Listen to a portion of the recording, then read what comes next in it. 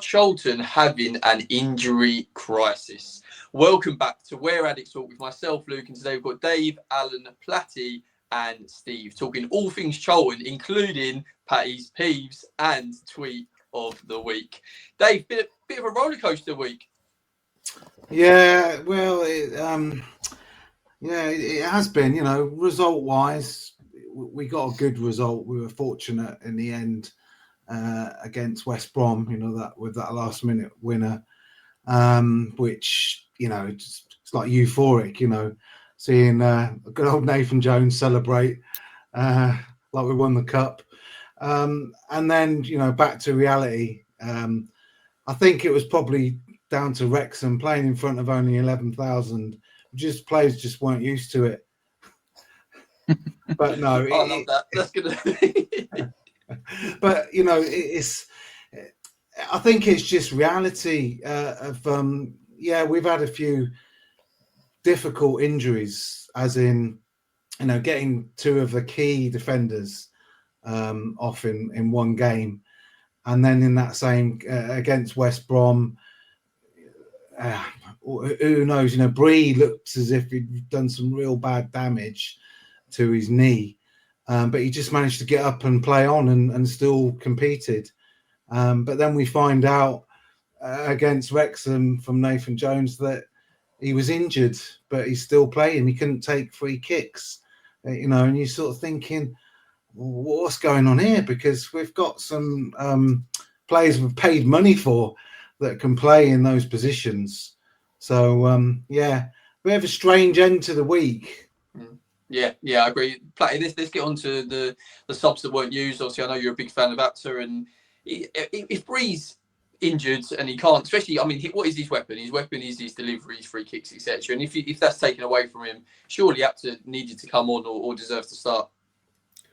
Yeah, personally, I think Apter did deserve to come on and start. I'll cover it in a bit of Platty peeve later, but he's seems to just been pushed aside, and I don't really understand why.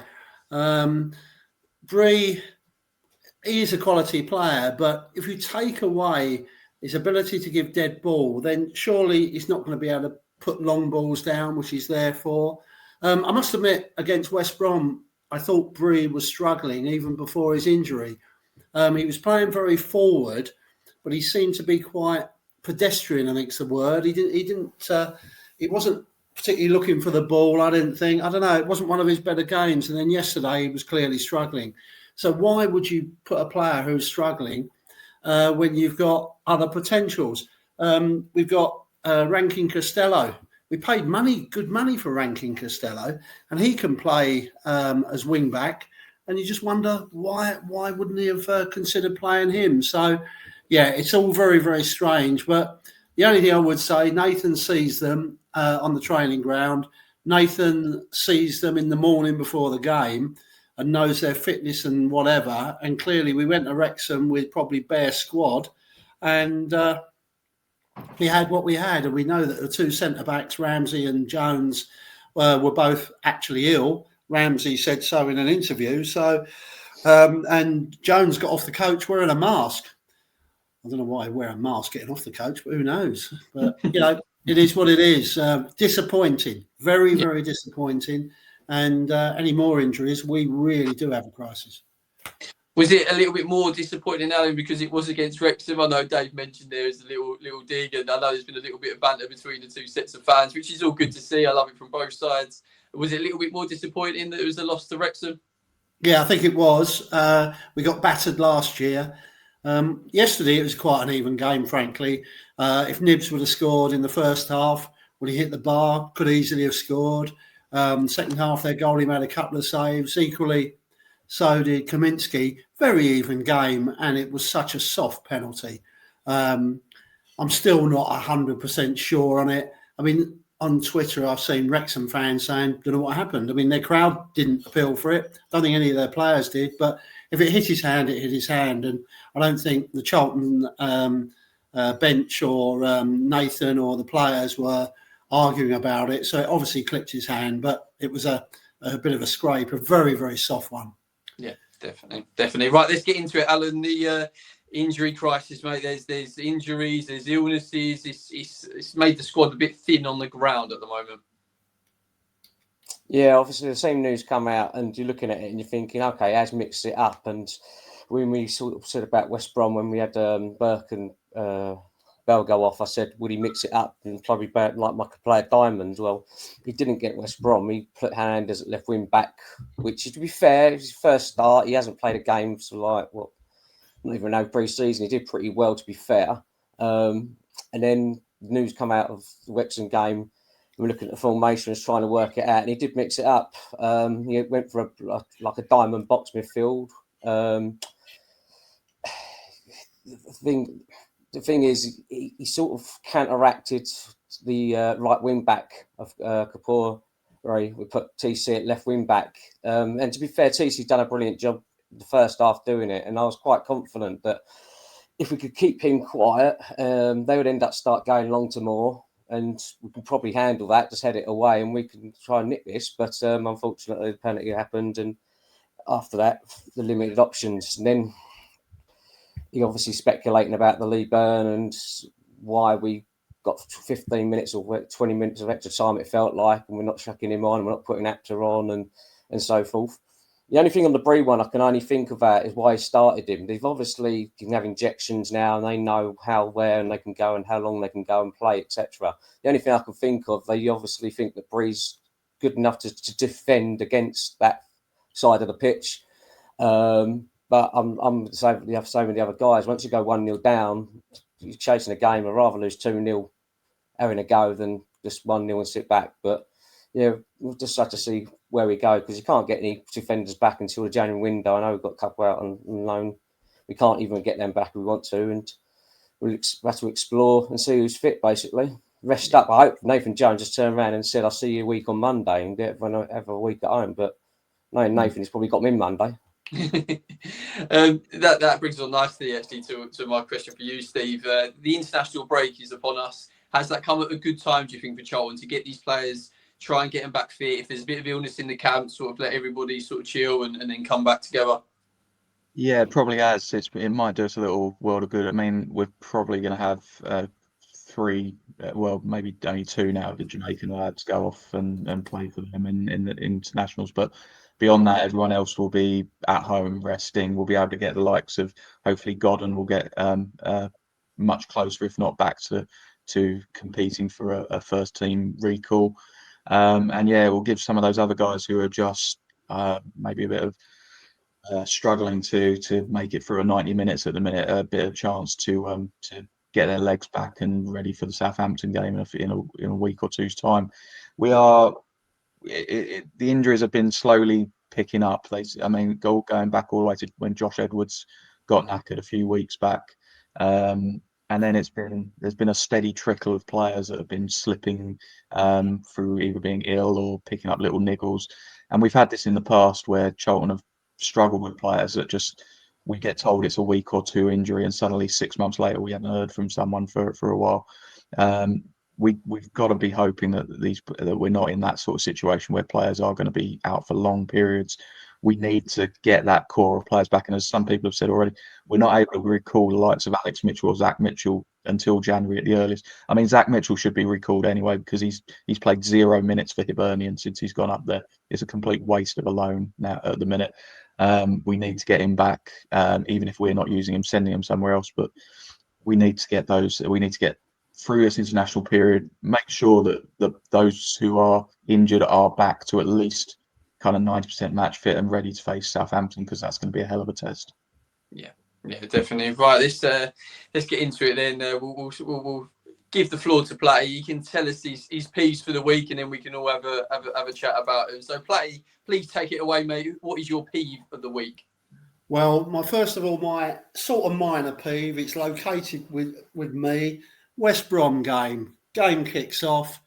10 people arrive 5 minutes after kickoff and want to get to their seat. Surely people know the kickoff time, and it happens every Saturday. But then worse still, a minute before half time, the Addicks are attacking the covered end. The Addicks are attacking the away end, and people get up again and want to move. You got a minute to go, guys. Sit down. It really does peeve me off. It really does. People, I don't know. It just no consideration for everyone else, and then they end up getting a load of people giving them abuse, which is fair play. But so that's one peeve. Please get in the ground. You know what time it kicks off. Sit down. In the old days, when you stood up, it didn't matter. But when you're sitting down, bloody hell, get your place. Okay, next. My next one is, Rob Apter. I'm still peeved that one, he wasn't selected, but two, he wasn't even brought on. And put it in perspective. Am I happy with 9th at the second international break? Yes, I am. Am I happy with how Nathan's been dealing with it? Yeah, I am. But I can still be peeved from the last couple of games, not seeing Apter, but TC playing out of position. I don't think it works. He didn't do too badly in the first half. We have got injuries, but you've got two guys on the bench, Apter, but Rankin Costello must wonder what's going on. He didn't get a lot of time at Blackburn last year. We paid good money for him. I had reported that he was a decent player at Blackburn. The management just didn't like him. I just wonder what's going on with it. So we had two players who were very fresh. We had injuries. We had people playing out of position. And he still didn't start them or bring them on. So I'm pretty peeved about that. Would it have made a difference to the result? Don't know. I mean, it was a scrappy penalty. We fought and battled with them. It could have gone either way. Jones had more, despite being ill, had more in his pocket for most of the game. So I wasn't particularly worried about it. But it does make you wonder. They would have been fresh legs. And to come on halfway through the second half would have been ideal. So I'm a bit peeved with Jones about that. It just doesn't feel right. There's something not quite right there. Oh, brilliant. Dave, first question to you is, what time do you get to the game for kick-off? Oh, I'll get to the game early enough to get a couple of pints in. Yeah. But to get to my seat, well, it depends which seat I've got. I'm not a season ticket holder anymore. I manage to sometimes, get down to the valley. But yeah, I'll probably turn into my seat just as we're about to, as the players come out. That's acceptable, mate. I'll accept that. Otherwise, get out of here. Sorry, Alan, do you think Platty's right? Do you think Nathan Jones has his favourites? It's hard to see some players like Rankin Costello up to get on the field. Well, we all know about, he keeps saying no Luton players are Nathan Jones players, but yeah, I mean, the last couple of weeks, I mean, for the actual goal against West Brom, if you think about it, he must have been injured then because he didn't even beat the first man. The kick headed it away. Sonny Carey got it, obviously, and turned his player, and then away again, got a shot in. So I can understand, as I said before, from a defensive point of view against Wrexham, he's probably thinking Breeze had an injection, whatever it is, or he's told he's fit to play, just can't take them set pieces. And from a defensive point of view, would you rather have him or Rankin Costello or Apter away from home? Probably Bree. I'm with Nathan Jones. But when it go 1-0 down, as I said, just get some fresh legs on. I mean, we had Anderson as well sitting on the bench. You could have easily put Anderson in the midfield with Doherty when Coventry come off, and you could have had Carey up top with Nibs at the top of the box. That would have made it more creative as well. There is other options than just sticking to what he knows. He's definitely got his favourites.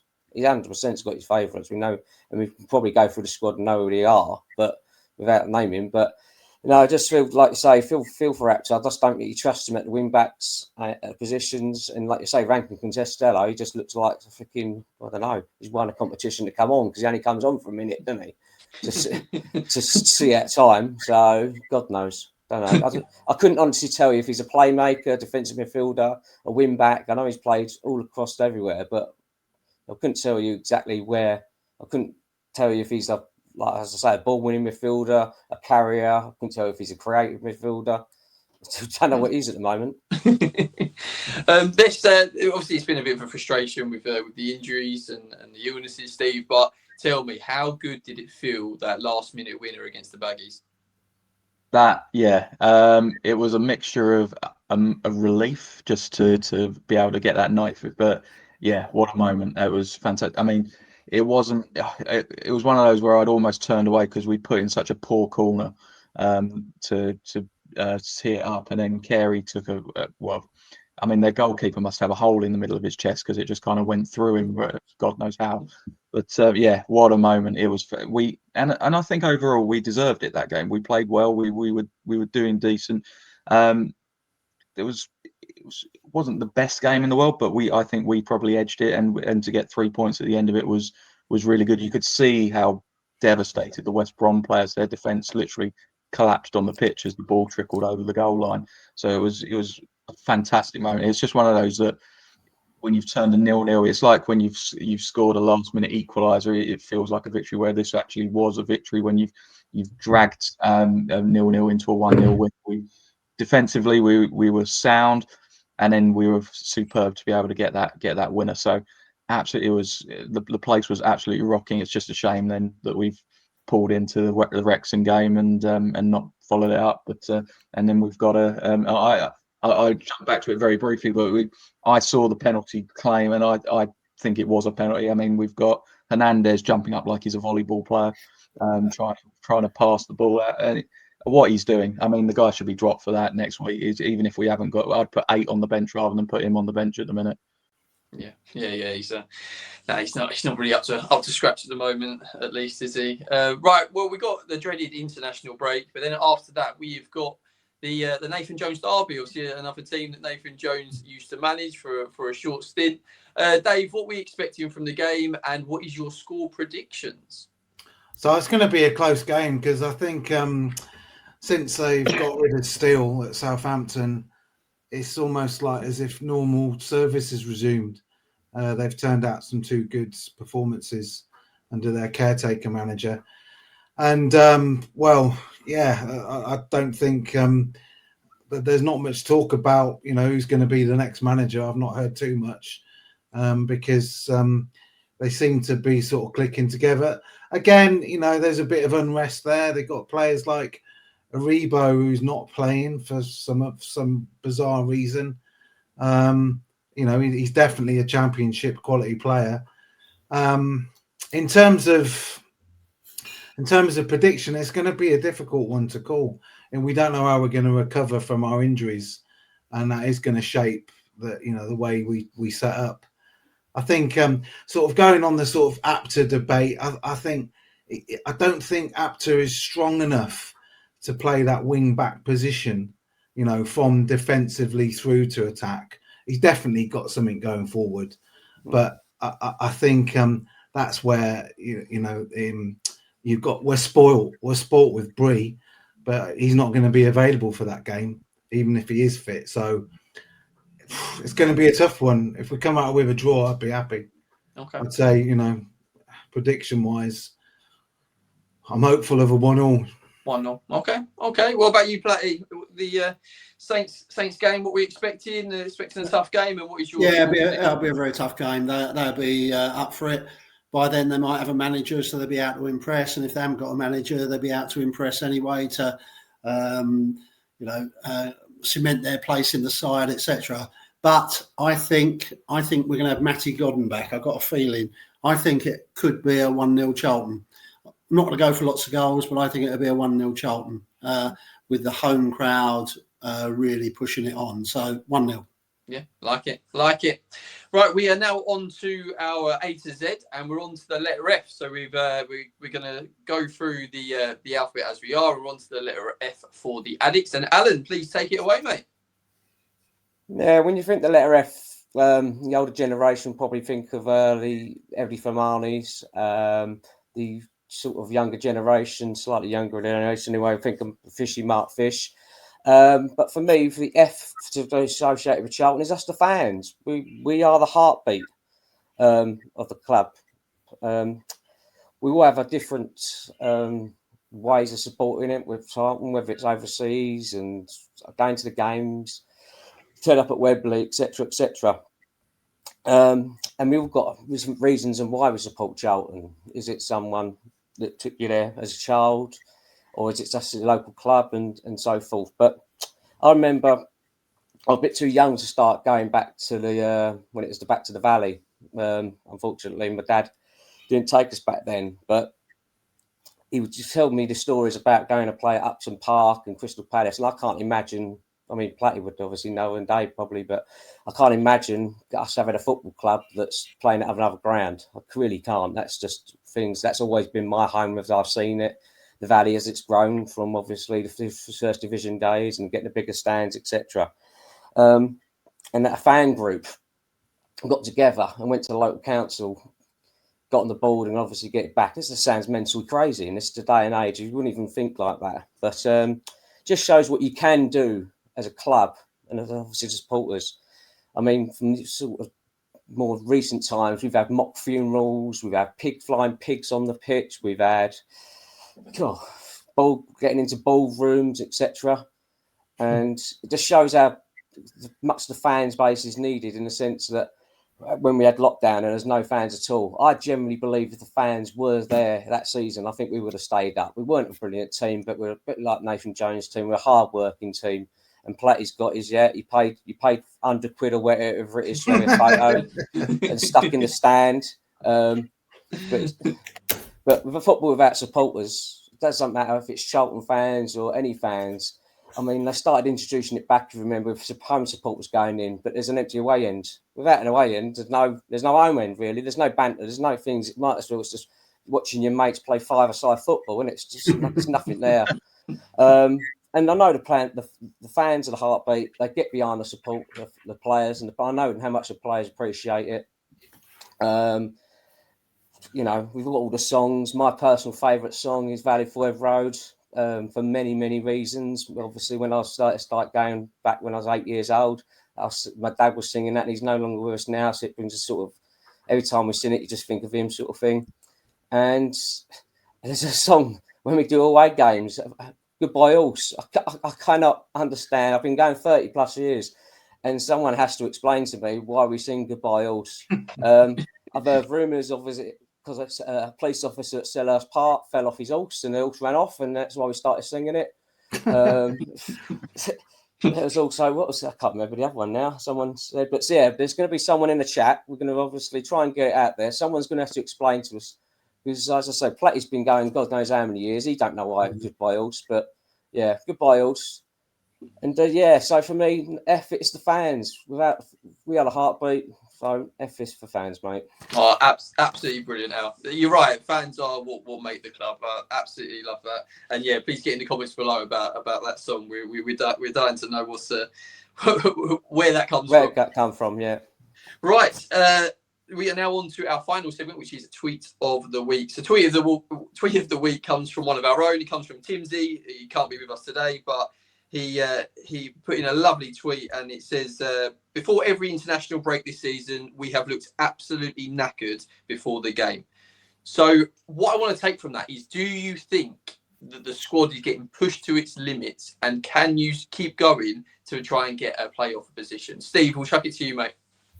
I think if we can get the injuries back and we can kind of keep the fitness up, then yeah, we can maintain it. If we keep getting these little niggles that we're struggling with at the minute, and after this there's going to be a bit of a lull in terms of international breaks, so it's going to be relentless kind of Tuesday, Saturday football for quite a few months, we could find ourselves struggling in it, and we might start to slip down probably towards the part of the table that most fans were expecting to see us in before the season had started. I'm still hopeful that we can still get a top half finish. I'm thinking playoffs is going to be a very tricky one to get to. But yeah, this, as we said a little earlier, the international breaks come at a good time for us, I think. And we just need to make sure that we're keeping players as fit as possible. And it's partly comes back down to Nathan Jones using players wisely. So if players are injured, don't put them out there. And I'm one of those firm believers. If you're fit enough to be on the bench, you're fit enough to play football. So if there's anyone he's just saying he's on the bench to make up the numbers, I don't agree with that. It's, if you're a professional footballer and a professional manager, you should be putting people on the bench who can play, even if that's some of the kids. We keep hearing about how good our academy is. Well, let's see those lads. Let's if we've got a player that's injured, let's not put them out there. Let's try some of these kids that are coming through, even if it's only for 20, 30 minutes of a game every now and then. Not saying start them, because I think when we saw Fuller start the other day, he's probably a little lightweight for maintaining 90 minutes of men's championship football. But keep at the core of the team fit. Keep that going forward. We've got a solid championship team that we can build on for next season. Yeah, brilliant. No, I'm very, very positive that the season is going to continue to be a success for the Addicks. Thank you guys, really appreciate it. Great conversation as always, and thank you everybody for watching at home. Please like and subscribe, and please get involved in the comments below about everything that we've discussed, all things Charlton.